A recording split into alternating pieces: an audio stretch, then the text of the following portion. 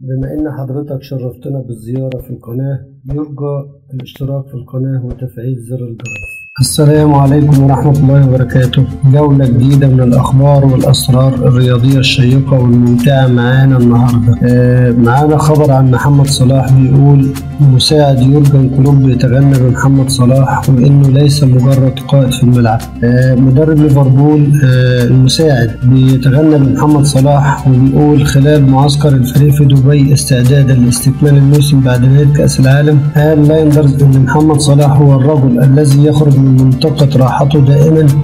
محمد صلاح رحل عن مصر ولم يكن الأمر سهلا أمامه، صادف الكثير من الانتكاسات، ومع الوقت وشخصية محمد صلاح أصبح قائد في رأيي، وإنه ليس مجرد قائد على أرض الملعب ولكن أيضا قائد في غرفة الملابس. وقال إن صلاح مثال للعالم كيف يجب أن يكون القائد، كيف يتعامل مع المواقف. نحن فخورون حقا بأنه مدد تعاقده معنا، واحنا يا عمي كمان فخورون اكتر منك ان محمد صلاح لاعب عالمي ويستاهل اكتر من الكلام ده بكتير، وان صلاح احد قادتنا. انا انظر اليه دائما واراه يتدرب جيدا. ان شفت محمد صلاح بيركز من الدقيقة الاولى في التدريب حتى اللحظة الاخيرة ويظهر مهاراته في المراوغة، تعرف ان محدش هيتنبأ بما يفعله محمد صلاح. هو قائد فعلا ويتحدث مع الاطفال الصغار، ولا يمكنني الا ان اقول غير ذلك. حتى الان هو جيد جدا. الخبر الثاني عن الكابتن حسام حسن، بيقول حسام حسن يتحدث عن رئاسة الأهلي، تدريب المنتخب ورأيه في صلاح. الكابتن حسام حسن لاعب النادي الأهلي والمنتخب الوطني السابق بيشيد بتنظيم دولة قطر للنسخة الحالية من بطولة كأس العالم. وقال حسام حسن على فضائية الكأس القطرية: أنا جيت قطر من قبل كده مع منتخب الأردن، البلد اتغيرت تماما، الناس تعبت في التحضير والبنية التحتية، أعتقد الموضوع ما كانش سهل، وأحيي دولة قطر لأنهم يمثلون الوطن العربي كله وتحدوا كل السلبيات، وكان فيه ناس بتحاول تقلل من قدرات قطر على التحضير الجيد للمونديال. وكنت أتمنى أن يكون مونديال 90 في دولة عربية، الجيل اللي أنا كنت موجود فيه، وكان الجيل ده على أعلى مستوى. ورد على سؤال هل فقدت الأمل في تدريب منتخب مصر، قال حسام حسن الأمل في الله كبير ولا أفقد الأمل. نعم هناك بشر ولكن الله أقوى من كل البشر. إذا أراد الله أن أدرب منتخب مصر سأتولى المهمة برغم منهم. أنا فعلا أريد تدريب منتخب مصر وأن أكون عند حسن ظن الجمهور، وإن شاء الله لو دربت مصر ممكن أضيف شيئا وأقدم شيئا لبلدي. فيما رد على رغبته في تدريب الأهلي، قال حسام حسن النادي الأهلي مكاني وأتمنى أن أضيف له، والفرحة ليست إنك تدرب المنتخب أو الأهلي، بل نفسك تقدم حاجة للمنتخب أو الأهلي. أنا نفسي أقدم حاجة فعلا لبلدي أو للنادي. وتطرق الحديث برضو إلى علاقته بنادي الزمالك، وقال حسام حسن إن نادي الزمالك بالنسبة لي وجمهوره أولا من أفضل فترات حياتي بعد النادي الأهلي في الكورة والتدريب كانت في نادي الزمالك، بعد كده في منتخب الأردن. كنت بستمتع وأنزل من البيت وأنا سعيد بالذهاب للتدريب. وكان الزمالك يحتاج للاعبين ولكن كانت هناك أزمات مالية. فيما رد على رغبته في رئاسة الأهلي، رد حسام حسن وقال شرف لأي حد إنه يبقى رئيس للنادي الأهلي، ولكن أنا مش بفكر في أي شيء إداري، أنا بحب التدريب والابتكار في التدريب، فليس معنى إنك لعبت كورة إنك تقدر تدرب، الكورة كلها ابتكار وأنا أحب الابتكار في التدريب. وإحنا كمان يا عم حسام بنتمنى إنك في يوم من الأيام تدرب منتخب مصر أو النادي الأهلي. ورد كمان على سؤال هل محمد صلاح اللاعب التاريخي للكرة المصرية، قال حسام حسن محمد صلاح تجاوز أرقام كبيرة في أوروبا على مستوى الأندية، هو تفوق في الأندية وأوروبا والأهداف وهي معجزة بكل المقاييس، ولكن بالنسبة لمنتخب مصر والإنجازات وكأس العالم شيء آخر، ولكنه فخر مصر ده طبيعي مش بالكلام. الخبر اللي بعد كده بينعش خزينة النادي الأهلي، بيقول وتتوالى المليارات على الأهلي. النادي الأهلي بيعلن عن الراعي الثالث في مؤتمر صحفي يوم الأحد اللي جاي. النادي الأهلي بيكشف اليوم الجمعة عن عقد مؤتمر صحفي للإعلان رسميا عن الراعي الرسمي الثالث للفريق خلال 4 سنوات اللي جاية. الأهلي أعلن مؤخرا عن الراعي الأول وهو اتصالات، والراعي الثاني كان بنك أبو ظبي الأول. ووفقا للموقع الرسمي للنادي، النادي الأهلي بيعقد مؤتمر صحفي الساعة 1 ظهر يوم الأحد اللي جاي الموافق 11 ديسمبر في مقر النادي بالجزيرة للإعلان عن الراعي الثالث. حضور الكابتن محمود الخطيب رئيس النادي وأعضاء مجلس الإدارة ومجلس إدارة شركة GLC التي ترعى النادي لمدة 4 سنوات قادمة. بالتوفيق إن شاء الله لنادينا الحبيب مع الشركة الراعية، ونتمنى إن النادي يكون في أفضل حالاته ويكون أفضل نادي في الكون. الكابتن محمد عبد الجليل بيقول تعرضت للظلم في الأهلي، وما هي خبرات وليد سليمان حتى يعمل في قطاع الناشئين. الكابتن محمد عبد الجليل لاعب النادي الأهلي السابق بيقول إنه لا يعلم سبب استبعاده من العمل داخل القلعة الحمراء، وبيشدد على إن هناك أشخاص آخرين سبق لهم اللعب في الزمالك وحتى الآن بيعملوا في النادي. وقال كمان عبد الجليل الأهلي في دمي، وأنا تعرضت لظلم كبير خلال فترة ما كنت بلعب في النادي، وأنا مش بهاجم النادي في أي حاجة مطلقا، أنا بس بقول رأيي في بعض الأمور. فهل أنا لا أستحق العمل داخل النادي لأني سيء أو حتى العمل في قطاع الناشئين؟ وقال كمان أنا متحفظ على تعيين وليد سليمان كنائب لرئيس قطاع الناشئين بدون خبرات سابقة، وقطاعات الناشئين تحتاج إلى بعض الخبرات من أجل العمل فيها. الأهلي لم يعطوا الفرصة لجيل الثمانينيات والتسعينيات للعمل داخل القطاع. واختتم عبد الجليل كلامه عن وليد سليمان، قال وليد سليمان يستحق كل خير، والأهلي يرسل رسائل معينة لمن قام بشراء النادي عكس آخرين زي عبد الله السعيد وشريف إكرامي ورمضان صبحي. وأحزنني ما حدث لحسام عاشور، كنت أتمنى التسامح معاه. الخبر اللي جاي بصراحة عجيب وغريب، وبيستكمل أو بيكمل على الخبر بتاع امبارح اللي نشرته في الفيديو بتاع امبارح عن تصريح أمير مرتضى منصور عن زكريا الوردي. الخبر بيقول ميدو يحذر جماهير الأهلي من الهجوم على الشناوي، ويؤكد تصريح أمير مرتضى بشأن الوردي كارثة.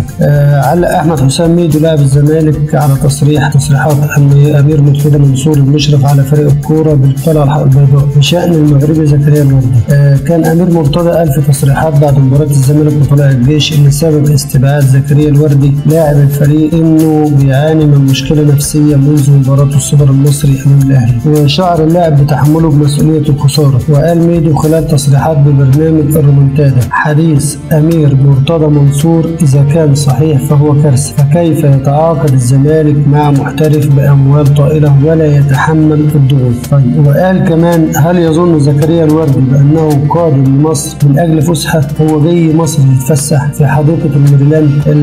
الوردي لا يعلم من بن شرقي ونجم عن الضغوط الموجودة للزمالك، ورغم ذلك بيقول أنا لا أدري أي حملات قام بها الجمهور على اللاعب. وكمان ميدو بيقول أطالب الأندية بعمل كشف هيئة للاعبين قبل إتمام التعاقد معهم للحديث عن كافة الأمور المتعلقة بكرة القدم أو خارجها لمعرفة شخصية اللاعب الحقيقية ومدى تحمله للضغوط. وتطرق الحديث أيضا عن محمد الشناوي، وقال ميدو حارس الأهلي بيتعرض لحملة شرسة من جمهور الأهلي على السوشيال ميديا، بعض الجماهير تحمله مسؤولية خسارة لقب الدوري في الموسمين الماضيين. هذا كلام ليس له أي أساس من الصحة. الشناوي جلب من الفريق الأحمر ما لا يقل عن 18 نقطة بالموسم الماضي، مش عارف هو لسه فاكر يعني من الموسم الماضي، قال اللي جاب الموسم الماضي على الموسم ده مش عارف مش فاهم. المهم ما علينا. واختتم ميدو بيقول الحملة المتواجدة ضد محمد الشناوي بعد المباراة ليست في مكانها، هناك قسوة من جماهير السوشيال ميديا على لاعبي الأهلي والزمالك. انظروا ما حدث لمحمود علاء ويوسف أوباما. طيب انت بتتكلم عن محمد الشناوي، خلينا في الخبر الثاني. انت بتتكلم عن محمد الشناوي ما حدش اتكلم عليه ولا جاب سيرته ولا تعرض لحملات ولا تعرض لأي حاجة، اللهم إلا خطأ بسيط أو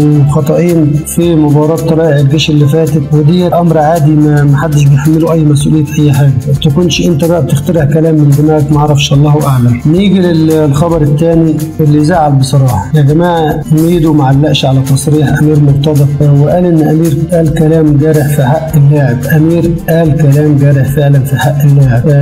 ونشر على الملأ ان اللاعب عنده حالة نفسية عشان امير يبرر موقف النادي من التعاقد مع اللاعب. يعني مش فاهم التصريح. يعني ميدو ساب عليه امير مرتضى منصور اللي بيعلق على اللاعب انه عنده حالة نفسية وما عندوش حالة نفسية، هو ووالدته كمان، وبيقول ان النادي ما تعاقدش مع اللاعب، ساعة ما تعاقد مع اللاعب ما عملش عليه كشف طبي. يعني انت مش همك في الموضوع كله الا الكشف الطبي على اللاعب، وما همكش شعور اللاعب وهانته انه عنده حالة نفسية، وكمان والدته بسبب مباراة السوبر جالها حالة نفسية هي كمان. يعني انا مش عارف تفكيركم بيروح لحد فين بالظبط. التصريح في الاول والاخير ده بيغيب على امير مرتضى انه بيتكلم على اللاعب انه عنده حالة نفسية، وده مش كويس ان لعيب مثلا يجيله مرض او يجيله حالة نفسية او يجيله اي شيء لا قدر الله، ان انا اطلع على الملأ واقول ان اللاعب بتاعي عنده كذا وعنده كذا ومريض بكذا وبيعمل كذا. الرياضة علمتنا الاخلاق، علمتنا ان انا لو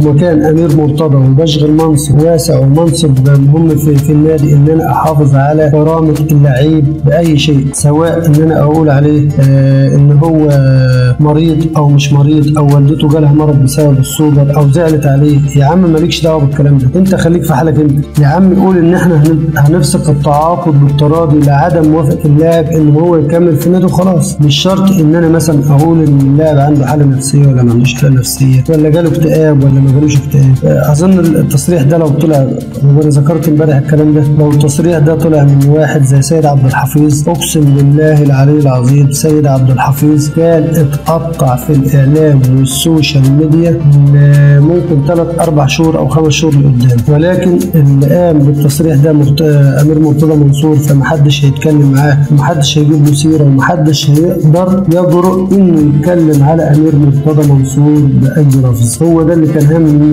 ميدو انه يتكلم على النادي ان هو ما عملش اختبار طبي. الخبر اللي بعد كده بيقول الاهلي يبدا مفاوضاته لتجديد عقد الشحات واللاعب يوضح موقفه. النادي الاهلي بيبدا مفاوضات مع حسين الشحات عشان يجدد عقده خلال الفتره اللي جايه. عقد حسين الشحات بينتهي في نهايه الموسم الحالي مع الاهلي، الموسم اللي احنا فيه ده 2022-23. بعد كده بيحق لحسين الشحات انه يروح لاي نادي بدون موافقه النادي الاهلي. اداره الاهلي استقرت على تجديد عقود 4 لاعبين هم حسين الشحات وياسر ابراهيم ورامي ربيعه وايمن اشرف، وده طبعا بعد موافقه السويسري مارسيل كولر المدير الفني للفريق. اللاعب حسين الشحات مرحب بالامر، ولم يصدر من حسين الشحات اي اعتراض على شروط التجديد زي ما الصحافه كتبت او بعض الصحف كتبت ان حسين الشحات معترض على المقابل المادي. لا، حسين الشحات اعترض ولا الراجل قال كلام وقال مرحب بالامر وانا عاوز اجدد بدون اي اعتراض او بدون اي شروط. الخبر اللي جاي بيقول 3 دول عربيه مرشحه لاستضافه مونديال الانديه في فبراير. كشفت صحيفه الشرق الاوسط السعوديه عن هويه 3 دول مرشحه لاستضافه النسخه المقبله من بطوله كاس العالم للانديه. واشارت الصحيفه الى ان بلادها اللي هي السعوديه بجانب الامارات وقطر مرشحون لاستضافه النسخه المقبله من كاس العالم للانديه. وقالت الصحيفه كمان المصادر اللي من داخل الاتحاد الاسيوي لكره القدم ان الدوله المستضيفه للنسخه المقبله لم تحسم بعد اذا كانت ستقام خلال الفتره ما بين الاول وحتى الثاني عشر من شهر فبراير المقبل. واتمت الصحيفه ذاتها تصريحاتها بالتنويه الى ان الاتحاد الدولي لكره القدم الفيفا سيكشف عن هويه البلد المستضيف للنسخه المقبله من بطوله كاس العالم للانديه خلال الايام المقبله، بعد ان يتوصل معها الى اتفاق رسمي حيال التنظيم ويشارك الوداد المغربي في النسخه المقبله من مونديال الانديه ممثلا لقاره افريقيا، فيما سيتواجد فريق ريال مدريد ممثلا لقاره اوروبا، بينما فلامينجو البرازيلي سيكون هو الممثل لامريكا الجنوبيه، اما امريكا الشماليه فيمثلها فريق سياتل ساوندرز الامريكي، اما دول الاوقيانوس سيمثلها اوكلاند سيتي النيوزيلندي اللي هو مرشح دائما لدول الاوقيانوس. دي كانت اخبارنا، ارجو ان هي تنول رضا حضراتكم، والسلام عليكم ورحمه الله وبركاته.